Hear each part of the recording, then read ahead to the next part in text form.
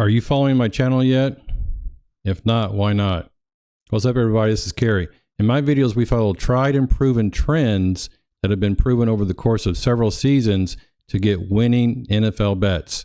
Now, for this first trend, we're going to look at home teams before their bye weeks. You may not be thinking about the bye weeks yet, but they come up in week 5. This is a trend I really like, and this data goes back to 2015. Home teams before their bye weeks cover the spread at a rate of 58.5%. Now, the teams that are home are the Chargers against the Chiefs. Are getting plus 8 points.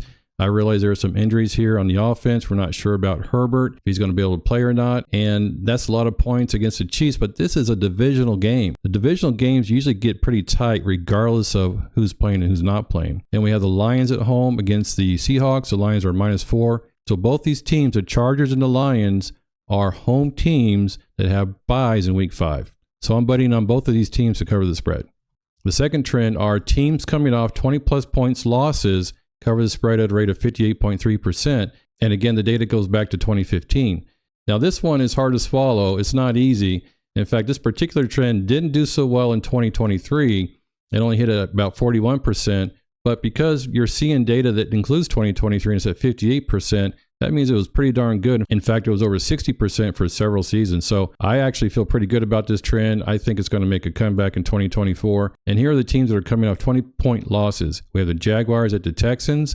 Now, both of these teams lost by 20 points or more in week 3. So how do we do a toss-up here? Well, we can simply throw this out. But one more time, because this is a divisional game and the Jaguars are getting 6.5 points, I'm going to go with the Jaguars plus 6.5. The Patriots at the 49ers. This is a very difficult one to swallow here. But, you know, the 49ers offense is a little bit banged up, and maybe the Patriots defense is going to come through and keep the low-scoring game here. So I'm picking the Patriots plus 10. That's a lot of points anyway. And then finally, the Dolphins at home. They're underdogs to the Titans. I'm not sure why. Maybe because of the Skylar Thompson injury. But regardless, I know that the sports books take this into account when they set their lines. So if Skylar Thompson can't go, then that's probably already figured into this line. But regardless, here we have the Jaguars, the Patriots, and the Dolphins all got beat by 20-plus points in week 3, covering the spread in week 4. This is what I've been doing since week 1. Games in weeks 1 through 4 with totals in one of these 3 numbers go under at a rate of 62.8%. Now, this data only goes back to 2019. It's about 49 games. But I've seen this actual numbers here in general, and not just in these 4 weeks, go under